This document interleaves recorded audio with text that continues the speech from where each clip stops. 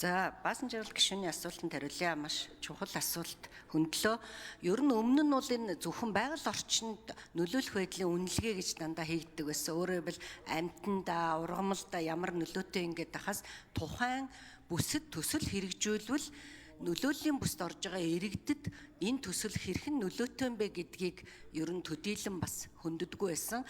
Тэгэхээр манай энэ хуулийн төсөлт бол 3.1-ийн 6-ад одоо байгаль орчин нөлөөлөх байдлын үнэлгээнд нийгмийн нөлөөллийн үнэлгээг тусгах зохицуулт дээрээ нэмэлтээр оруулж өгсөн. За мөн хуулийн төслийн 7-гийн 7-д үнэлгээнийх нь журам ангиллын агуулгад нийгмийн нөлөөллийн үнэлгээ хийхийг тусгасан байгаа.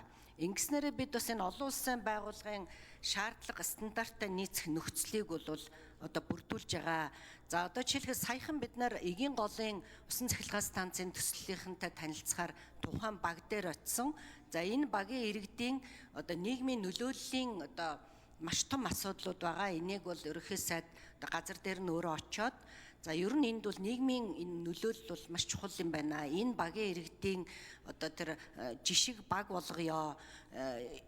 Энэ яхарахгүй одоо нөлөөллийн бүсд орсноороо олон жил бас хохироод явсан байна гэдгийг бол гаргаад ингээд энэ дээр бол жишг багийн төслийг бол хийж байгаа. Тэгэхээр ер нь бол энэ олон улсын байгууллагын шинжээчд ажиллахдаа хамгийн гол одоо өөрчлөлт нь юу байсан бэ гэхээр нийгмийн нөлөөллийн үнэлгээг сайн одоо энэ хууль тусгаж өгөх юм бол энэ бол бас олон улсын стандартт нийцэх юм байна.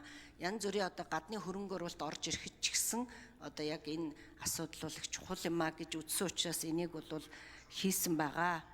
За ерөн зүгээр энэ хуулийн хамгийн чухал ач холбогдол юу юм бэ гэхээр одоо нэг төсөл хэрэгжүүлэгч үсчинч бай, нэг барилгын материалын жижиг одоо дэлгүүрч бай, том уул уурхайн компанич бай, бүгдээрээ яг ижил шаардлага тавьдаг учраас энэ төслүүд бол маш хүндрэл учруулдаг. Тэгээ нийт үнэлгээ хийлгэх хугацаа бол 152 хоног. Тэгэхээр энэ 152 хоногийг одоо хэрхэн буулгах вэ гэдэг дээр одоо манай хуулинд 3 зэрэглэл оруулж өгсөн.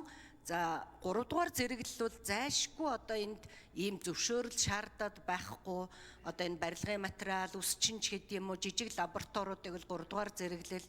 За 2 дугаар зэрэглэл нь бол одоо аймаг орон нутг нь өөрөө шийдээд хяналтаа тавих. За 1-р зэрэглэл нь яхарахгүй том одоо уул уурхайн төслүүд, одоо химийн том одоо байгууламжууд гэдэг ч юм уу ийм зүйлээр одоо ангилж өгсөн ийм одоо чухал зүйл болсон юм аа. Тэгэхээр энэ хууль батлагдсанаар одоо нэг сав